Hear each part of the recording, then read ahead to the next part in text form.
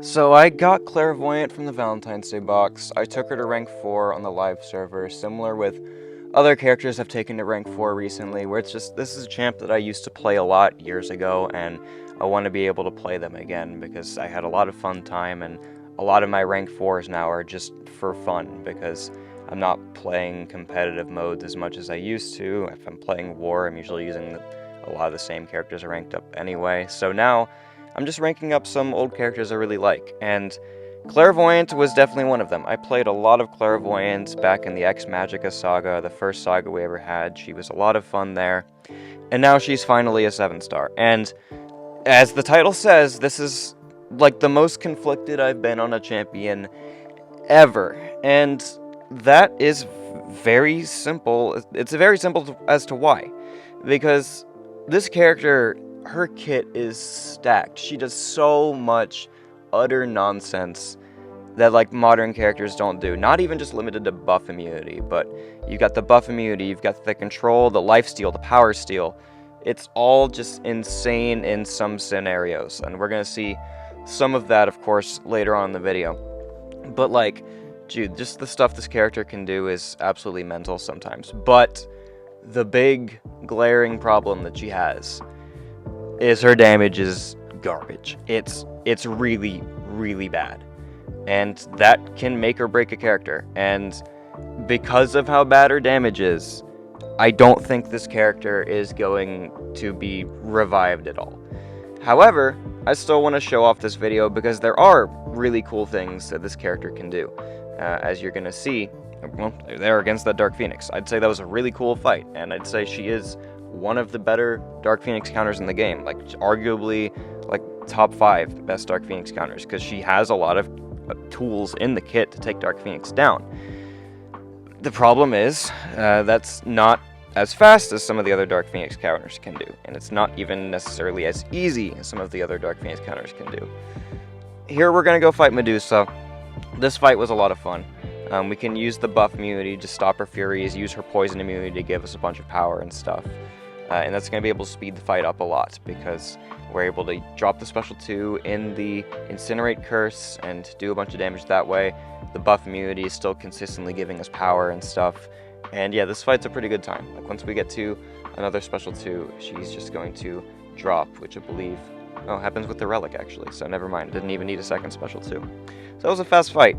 By far the fastest fight you're going to see in this video, though. We are moving to much larger health pools now, but then we're going to go see some mid-length health pools when we take a couple of Alliance War fights later on in the video. So, now we're going to fight Terrax in the Grandmaster's Gauntlet.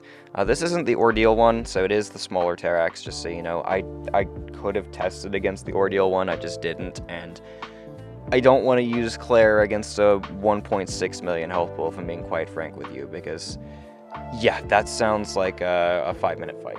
But against this Terrax here, we can go ahead and just do some damage here, and then we're going to start using lifesteal to keep us topped up. I made a YouTube short of this, and yeah, Clairvoyant lifesteal is so good. It's really, really good.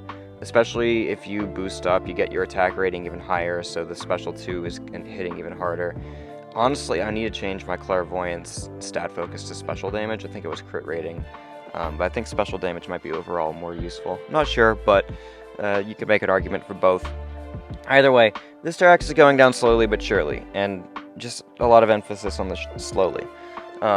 So it's not even the fact that her slowness makes her have bad scores in BGs. I don't think that's necessarily the case. It's just the fact that the slowness is keeping you in these really threatening fights much longer than you should be. Because, like, if a war fight that takes 2 minutes isn't bad, but if it's a threatening war fight where, oh, I want to get out of here as fast as possible, then it is bad. Because you don't really care about the fight duration that much. Obviously, fight duration can matter in a tie and stuff, but you're not always focused on that. But if it's a defender, like we're going to see a Serpent on Hazard Shift later, where, yeah, you don't want to be in this fight very long, because your health is just going to go down, it's not going to go back up again, because we're not going to be able to use the Bleed Curse, we're going to use the Power Steal one. It's just, yeah, that's a problem. So, here we're fighting this Eternity of Pain Dormammu. This matchup was pretty fun. He has a energy resist node, but we nullify it at the start of the fight, so now it's just about getting into that rhythm, which I believe all I'm going to do is switch to my Poison Curse, and then we're going to go ahead and almost power control this guy to death. I didn't want to use a special 3, so that definitely made the fight a little bit more annoying, because we used the special 3 here, but I need to get to special 2. And there is this power gain node that's helping us, but at like the middle of the fight, I'm going to show you that you can use the power control without needing this power gain node. It doesn't really matter too much. So we're going to stop parrying eventually just so I can show you that. Here, I do go for it again, and then we're going to go ahead and drop the special 2. Now, again, a lot of our damage is coming from this degen node, where we knock them down, we place the degen back on them. So that makes the fight faster. But the main reason I'm showing you this is just to show you the power steal potential that she has, because it is really strong. And we're going to see it again here. I'm going to go for another special 2, and we're just keeping him away from the special 3. And I can use the relic here. We're going to go ahead and extend my combo, drop another special 2. I didn't even use the relic, but I could have if I didn't get the power gain. And then he drops right there. So yeah, fun fight, and we use the buff immunity if he dropped a special on my block to make it to where he's not going to get the footloose buffs, he won't get the stun immune buff, all that stuff. So that's really strong.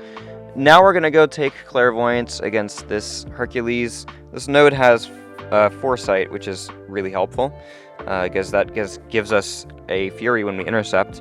It's very hard to intercept against this guy. He has AI that is tuned to be anti-aggressive at times, but it's still something when we can.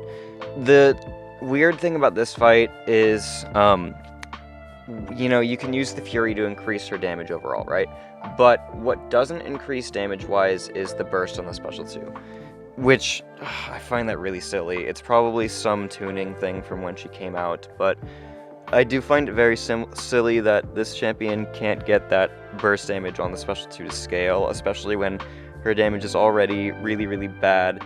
And yeah, it's not actually like a burst of damage that scales with attack at all. It just says deal a burst of damage, which usually when they say something like that, I think Elsa Bloodstone has a burst damage mechanic like that. It's just, it does this amount of damage and it doesn't scale with anything. So yeah, it's really annoying when they have stuff tuned that way. I don't even think it makes sense for a 2019 champ, which is what she is, and it certainly doesn't make sense for a 2026 champ, which is not what she is. But geez, I just realized she's been in the game for 7 years now, and we finally have her as 7-star. Which obviously 7 stars doesn't exist for 7 years, but you get the point. Anyway, we're fighting this Herc here, and it also has a node where nullify effects have a basically guaranteed chance to fail, so we can use the buff immunity instead of nullify to shut off his immortality, which is really cool to me. I found that pretty awesome. Buff immunity is still just extremely strong mechanic, one of the most uninteractable effects in the entire game and stuff like that. So I'm just going to go ahead and power gain with the recharge node up to another special 2 just to fail the immortality, which I do right after I punch this special probably. Yep, and the concussion doesn't fail it, so he goes down. Anyway, that fight's over, and yeah, it wasn't fast. I mean, what do you expect, right? But we're going to move on now to a couple war fights. And I am boosted in these fights. I have medium boost on, I have power backs boost on. Why am I doing this? Well, it's kind of to simulate real war. Because I used to play Clairvoyant as a 6-star in war a lot, not even a couple seasons ago, like a couple years ago. And you boost in war. That's what you do. And you run power backs when you're playing a champion like Claire. So I'm running power backs here. I immediately forget that I need to switch into the Poison Curse, so half of my health is gone at the start of the fight, by the way, which is why I'm going to finish so low. Also, eating a special 1 is why I'm going to finish so low. Now we're in the rhythm of the fight, though. Like, what I'm going to do here is just not let her drop a special attack for the rest of the fight, because if you use Claire and you stay in Poison Curse and you run power backs, you're just spamming special 2s, absolutely no issue, and the opponent isn't going to be able to use their special 3. That's one of the big strengths she has for war. But even with us just spamming special 2s constantly, this fight still takes 2 minutes. Now, I think it would be closer to 90 or 100 seconds if I played the beginning of the fight better, getting the poison immunity up and stuff, but it's still not fast. And again, you want to be fast in war to get out of threatening fights as fast as possible, such as this one. This is Serpent on Hazard Shift, Poison, Rupture. I used to fight Serpent on Hazard Shift, Poison, Incinerate back on the old map when that's what this node was. I think it had stun immunity still. I can't entirely remember, but I believe it still had stun immunity, which does help you gain your Clairvoyant charges, gain your power gain bursts and stuff. We're going to use the Special 3 as well. Special 3 dumps all your Clairvoyant charges, and it gives you an attack boost on the attack. That's another thing where it's just like, oh my gosh, how is this damage tuned that bad, even for a 2019 champ? Because we use all of our charges, and it does 100,000 damage at its 7-star rank 4, which, I don't know, man, it feels really bad. Like, I get it probably shouldn't be crazy, because there are some scenarios where you are just spamming that Special 3 constantly. If you get the buff immunity to just give you a stupid amount of Clairvoyance charges, which will happen in a lot of matchups, then maybe the Special 3 doesn't need to be, like, 250,000 damage every pop. But 100,000 still feels really bad. I don't know. So anyway, yeah, we want to stay in the Poison Curse, of course. I'm just going to go ahead and drop the Special 2s, keep the Power Steal rolling. Power Steal is better if Serpent has more power, and those last couple ones he didn't have a lot of power, so that kind of sucks. But yeah, we're just doing our best to play only in the Poison Curse. And like, I get it, it's Serpent, man. It takes so much to actually be able to deal damage against this guy. Claire obviously is not going to be one of the best Serpent counters. I think she was one of the best Serpent counters when Serpent first came out, because there were barely any there, but now there's like 10 better than her. So, yeah, that's why I still have like one of those videos up. It's one of my most popular videos, where it's like my 3 go-to Serpent counters. And one of them was Claire, and that's because Claire was the go-to for so many nodes in Alliance War back in the day. Now, obviously, don't, because there's 10 other Mystics who are better for him. Anyway, so that fight is over, and like, I'm not expecting you to be impressed. I just think it was cool. Like, the Serpent fight was cool. The Nico fight honestly could have been impressive if I didn't screw up so much at the start. This fight against Hulkling is really funny, because we start with the low health, and then we're going to finish at almost full health, because here's another example of the lifesteal being absolutely ridiculous when you can get matchups where you are getting your power bar to spam up very often. And that can help if you use the power steal, but I guess the power steal means you don't get the life steals and stuff like that. But yeah, if you have the buff immunity going, if you are able to use MD as well, which we're going to start being able to do once buff immunity expires, as you can see it did. I'll go for a Special 3 here also to dump my Clairvoyance charges away, and it does 131,000 damage. So honestly, a bit more than I was saying previously. Still, I need to wait out a falter here, and then we'll go ahead and drop another Special 2. But we need to do it right here, and we can go ahead and use the buff immunity, use power backs, and get a power back, of course, health back as well. And then I'll go ahead and max out my Clairvoyance charges, another Special 3 pop. So yeah, like, we're in a really good rhythm here. And power backs gave me another bar power back, which is awesome. We're close to that Special 2 once more. Unfortunately, I'm gonna have to drop a Special 3, because, yeah, anyway. And then after that, he drops a Special 2. We're going to go ahead and get to my Special 2 for buff immunity. And then it's going to be basically all she wrote. As soon as I got to wait a falter out, I guess. Because I don't think I want him to drop a Special 1 there, but it's not a big deal.